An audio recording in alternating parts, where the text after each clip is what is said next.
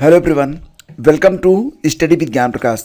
तो दोस्तों, कई सारे सवाल आते रहते हैं। इसमें से किसी ने एक सवाल पूछा था कि क्या प्रतिदिन मात्र 1 घंटे पढ़कर टीजीटी और पीजीटी की परीक्षाएं क्रैक की जा सकती हैं।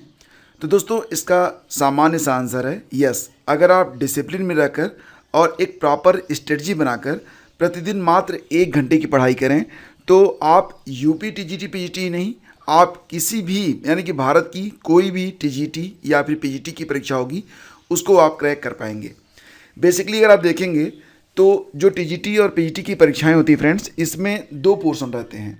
पहला पोर्शन तो इसमें सामान्य अध्ययन का होता है और दूसरा पोर्शन जो होता है वो विषयगत होता है। तो सामान्य अध्ययन और विषयगत। अब यहाँ पर सबसे इम्पॉर्टेंट क्या होता है, देखो फ्रेंड्स, सामान्य अध्ययन में लगभग सबकी तैयारी एक जैसी होती है और इसका वेटेज भी काफ़ी कम रहता है। लेकिन जो लोग यूपी टीजीटी और यूपी पीजीटी की तैयारी कर रहे हैं तो उनके लिए एक बहुत ही अच्छी खबर ये है कि अभी भी उनका जो पैटर्न है उसमें मात्र आपका सब्जेक्ट ही पूछा जाता है, कोई नई चीज़ आपसे नहीं पूछी जाती है। यानी कि ये जो जीएस का पोर्शन है इसको आप टोटली एलिमिनेट कर सकते हैं। इसकी कोई भी ज़रूरत टीजीटी और पीजीटी, यूपी वाली टीजीटी पीजीटी में इसकी आवश्यकता नहीं पड़ती है।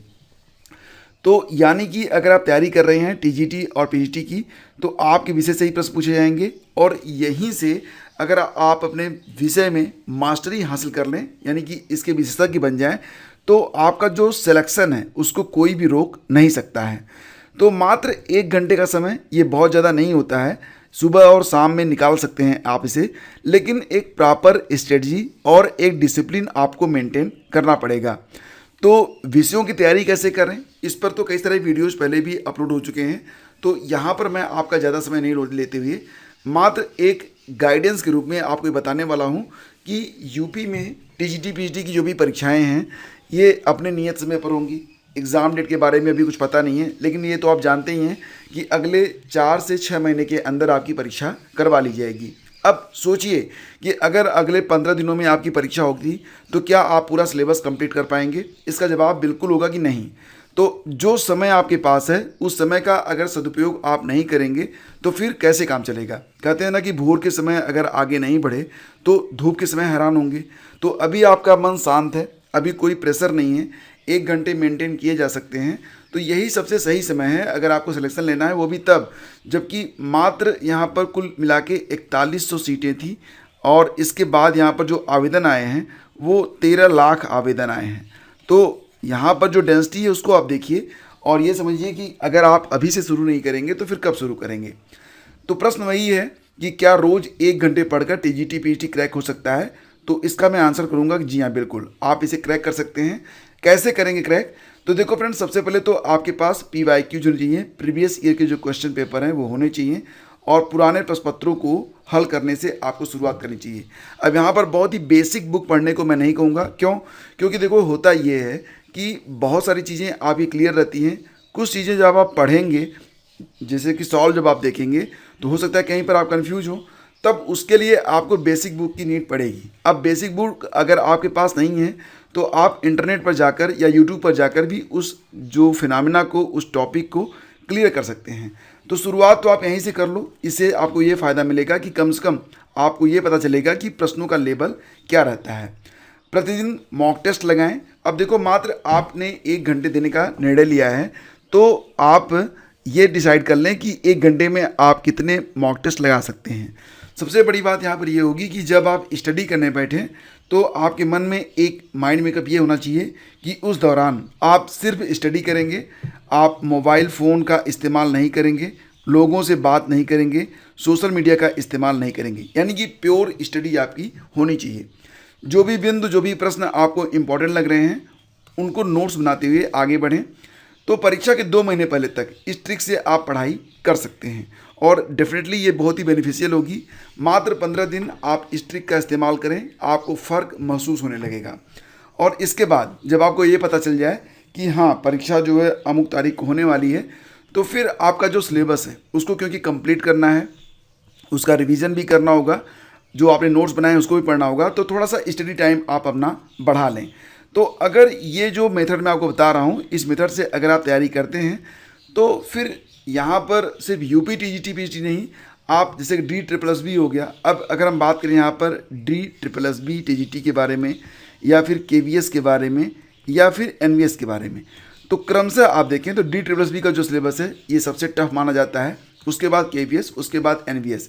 यानी कि डी ट्रिपल एस बी में क्या होगा कि जी एस का भी पोर्शन होगा और आपका जो सब्जेक्ट होगा उसका भी पोर्शन होगा। तो यहाँ पर समय का बंटवारा आपको ऐसे करना है, जी एस 2 दिन आपको पढ़ना है 1-1 घंटे, और सब्जेक्ट आपको 4 दिन पढ़ना है 1-1 घंटे। तो मतलब ये है कि प्रतिदिन 1 घंटे का डिसिप्लिन आप मेंटेन करें। ये जो रूल्स मैंने बताए हैं इसको आप फॉलो करें। डेफिनेटली आप इन 14 लाख लोगों में बहुत सारे लोगों से बहुत ही आगे रहेंगे और एग्ज़ाम टाइम में आपको प्रेशर भी महसूस नहीं होगा। तो दोस्तों, कुछ लोगों ने पूछा था कि मात्र 1 घंटे पढ़कर क्या टीजीटी पीटी क्रैक हो सकता है, तो इसका जवाब मैंने यहाँ पर दिया। आगे बढ़ते हैं और आपको बता दें कि CUET UG में आवेदन की जो समय सीमा है ये 5 अप्रैल तक बढ़ा दी गई है। यानी कि जो अभ्यर्थी अभी तक CUET UG में आवेदन नहीं कर पाए हैं वो 5 अप्रैल तक जो है आवेदन कर सकते हैं। और पहले ये सीमा 26 मार्च थी, 31 मार्च की गई थी, और अब इसे जो है बढ़ा दिया गया है। कब तक? 5 अप्रैल तक। ठीक है। और फिलहाल परीक्षा जो है 15 मई से 31 मई तक आयोजित की जाएगी। तो एग्ज़ाम डेट तो वही है, एग्ज़ाम डेट में कोई भी बदलाव नहीं किया गया है। पेपर लीक के आरोपियों से घंटों पूछताछ। तो सिपाही भर्ती के जो मैटर चल रहा है फिलहाल, तो उसमें पर्चा लीक मामले में STF ने लखनऊ के एक कॉलेज के प्रबंधक समेत 2 लोगों से कई घंटे पूछताछ की है। इसमें से एक आरोपी के संपर्क में कई ऐसे अभ्यर्थी थे जिन्होंने लीक पर्चा पाने के लिए रकम दी थी। STF ने शनिवार को दोनों लोगों को पूछताछ के लिए बुलाया था। इसमें एक को छोड़ दिया गया जो कि दूसरे शख्स से पूछताछ की जा रही है। तो STF ने इसी महीने खुलासा किया था कि हरियाणा के एक रिजॉर्ट में करीब 1000 अभ्यर्थियों को लीक पर्चा दिया गया था और फिर यहीं से यह पर्चा कई दूसरे जिलों और प्रदेशों तक पहुंचा था। ये पर्चा ही लखनऊ के कृष्णा नगर और पारा में बने परीक्षा केंद्रों पर आए परीक्षार्थियों को व्हाट्सएप पर मिल गया था। तो फिलहाल आगे बढ़ते हैं। परिषदीय विद्यालयों में नया सत्र आज से शुरू हो रहा है। यानी कि विद्यालय की जो टाइमिंग होगी वो 8 बजे से होगी, 8 बजे से स्कूल खुलेंगे। और परिषदीय विद्यालयों में 1 अप्रैल से नए सत्र की पढ़ाई भी शुरू होती है। तो शुक्रवार तक पिछले सत्र की कक्षा 1 से 8 तक की परीक्षाएं आयोजित कर परिणाम वितरित किया जा चुका है। अब नई कक्षा में बच्चों को 1 अप्रैल से पढ़ाई शुरू हो रही है।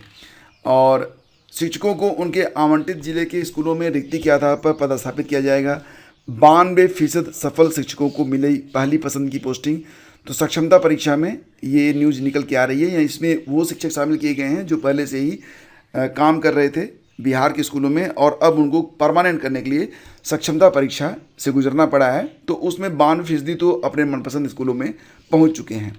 और फिलहाल बात करेंगे दोस्तों UPPSC के बारे में। तो स्थापना वर्ष, यानी कि अगर आपसे मैं एक सवाल पूछूं कि UPPSC उत्तर प्रदेश लोक सेवा आयोग की स्थापना कब हुई थी, तो इसका आंसर होगा जी हाँ 1937।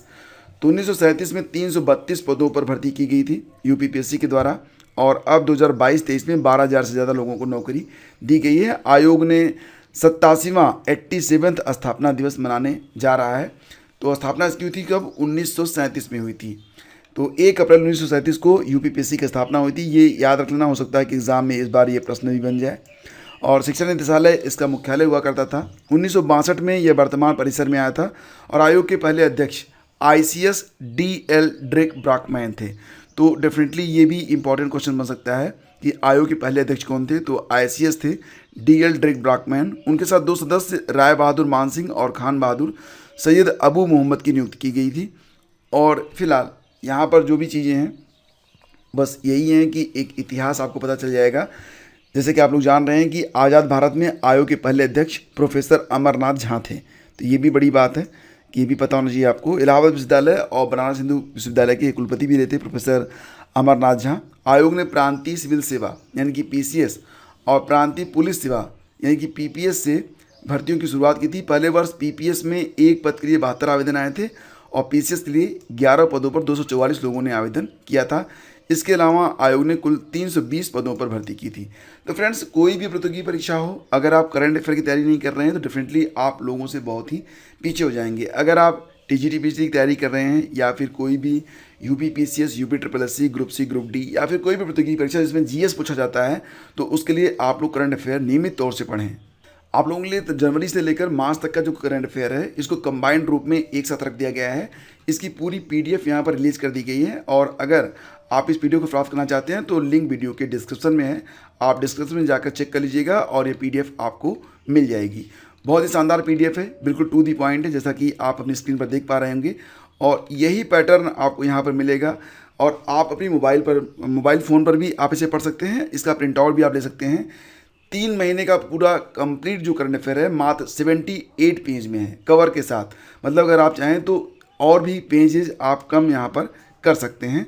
जैसे कि पहला और अंतिम पेज अगर आप प्रिंट आउट नहीं लेते हैं तो मात्र 75 पेज में ही आपको पूरा प्रिंट आउट मिल जाएगा। और इससे बेहतर करंट अफेयर की कोई भी बुक मार्केट में आपको तो डेफिनेटली नहीं मिलेगी। और अगर आप इसे पढ़ते हैं तो फिर कुछ और पढ़ने की आपको यहाँ पर आवश्यकता भी नहीं है। तो फिलहाल फ्रेंड्स, ये था आज का वीडियो। अगर ये आपको पसंद आता है प्रसेशन तो प्लीज़ लाइक और शेयर कीजिएगा। मिलते हैं आपसे अगले वीडियो में। आगे दीजिए, नमस्कार, जय हिंद।